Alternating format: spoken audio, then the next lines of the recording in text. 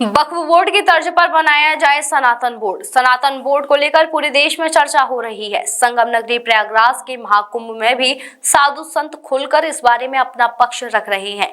जूना अखाड़े से जुड़े महामंडलेश्वर स्वामी डॉक्टर उमाकांतानंद सरस्वती ने सनातन बोर्ड सहित कई अहम मुद्दों पर अपनी बात कही।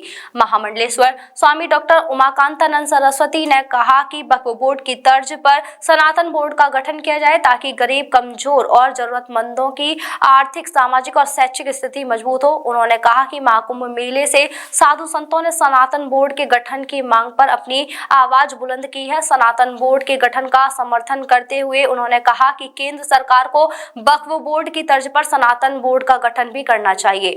महामंडलेश्वर स्वामी डॉक्टर उमाकांतानंद सरस्वती जी ने सनातन बोर्ड के गठन के लिए सुझाव देते हुए कहा कि केंद्र सरकार ने पूरे भारत के वक्फ बोर्डों पर उच्च स्तरीय राष्ट्रीय वक्फ काउंसिल बनाई है, फिर राज्य स्तरीय वक्फ बोर्ड का गठन किया है। राज्य स्तरीय बोर्ड राष्ट्रीय वक्फ काउंसिल के अधीन है। बिल्कुल इसी तर्ज पर सनातन बोर्ड का गठन किया जाए ताकि गरीब, कमजोर और लाचार हिंदुओं की आर्थिक, सामाजिक और शैक्षिक स्थिति मजबूत हो। ये देश के लिए बहुत बड़ा काम होगा। सनातन बोर्ड बनना चाहिए, लेकिन इसके पहले भी मीडिया के सभी सज्जनों को हमने एक ही संदेश दिया है कि पहले तो सारे बोर्ड ख़त्म करके एकता समता का इसमें राष्ट्र में होना चाहिए।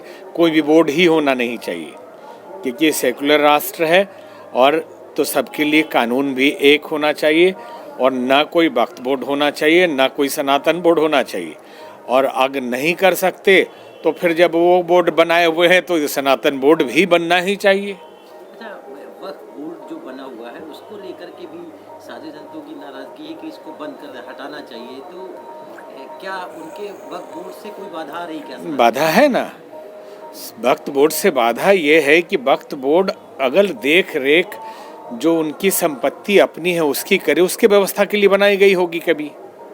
लेकिन वो किसी भी जमीन पे किसी में अभी साउथ के 2000 साल पुराने मंदिर पे दावा कर दिया कि हमारा है ये।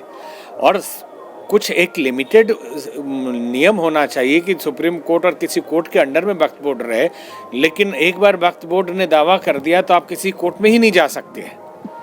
अगर कह दिया वो हमारी ज़मीन है तो आप अपना ज़मीन का कागज़ खोजते रहिए, वो उसका। तो इतना खतरनाक नियम हिंदुस्तान में, ये तो ठीक नहीं है चाहिए। और सुप्रीम कोर्ट को भी करनी चाहिए।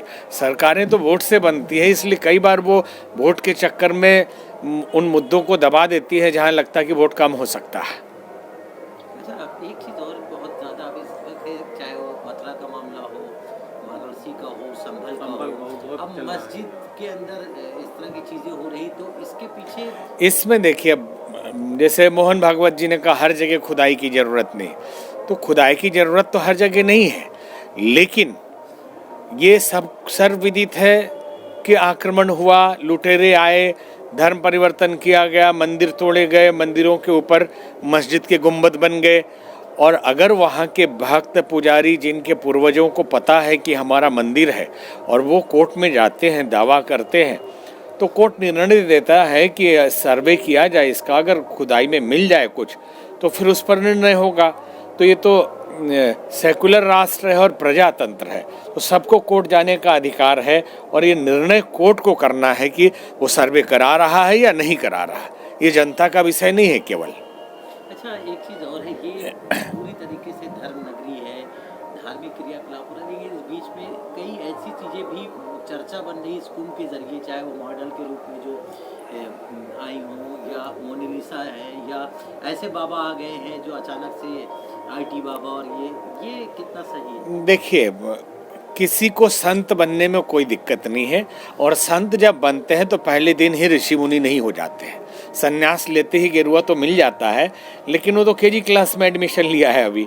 एक दूसरा, उत्साह में और धर्म की भावना में बढ़ के जो कलाकार हैं और ये लोग भी आते हैं, जो मार्केट में आप देखेंगे गायत्री मंत्र लिखा हुआ, अंबानी जी की पत्नी ने पहना था अपनी शादी में गायत्री मंत्र की साड़ी, कोई नहीं आवाज़ उठाया। ओम नमः शिवाय और धार्मिक राम नाम के कुर्ता और बिक रहे हैं मार्केट में, तो ये सब भी उचित नहीं है उस हिसाब से देखे धार्मिक दृष्टि से। लेकिन ये भाव है, आस्था और श्रद्धा भाव से चलता है सनातन का खेल। तो कोई आके स्नान करता है और एक दिन के लिए कपड़े बदल भी लेता है तो उसमें कोई दिक्कत नहीं, लेकिन ये कहना कि हम संन्यास ले चुके हैं और हम साध्वी हो गए हैं, साधु हो गए हैं, ये गलत है। और अगर आप नहा भी लिए, आ भी गए, फोटो भी खिंचा लिए, तो इसको भी बहुत बड़ा मुद्दा बनाने की ज़रूरत नहीं है। और मुद्दा बनाया है मीडिया ने, और सबसे खतरनाक है सोशल मीडिया अपनी टीआरपी बढ़ाने के चक्कर में ये मुद्दा बना के, और फिर नेशनल मीडिया भी इसमें शामिल हो गया। अभी तक डिबेट चल रहा है। तो जो आ रहे हैं वो अब किस भेष में जाके नहा रहे हैं, श्रद्धा उनकी त्रिपुंड लगा के जाएं, भक्ति करना है कर लें, कोई दिक्कत नहीं। लेकिन ये कोई बोले कि नहीं हम सन्यासी हो गए हैं, नहीं हम धर्म से जुड़ रहे हैं, ठीक है। सन्यासी शब्द बहुत अलग चीज़ है, ये बहुत त्याग बलिदान के बाद बना जाता है। श्राद्ध तर्पण 7 पीढ़ी का माँ बाप दोनों तरफ से करके अपना श्राद्ध तर्पण पिंडदान करके बनता है।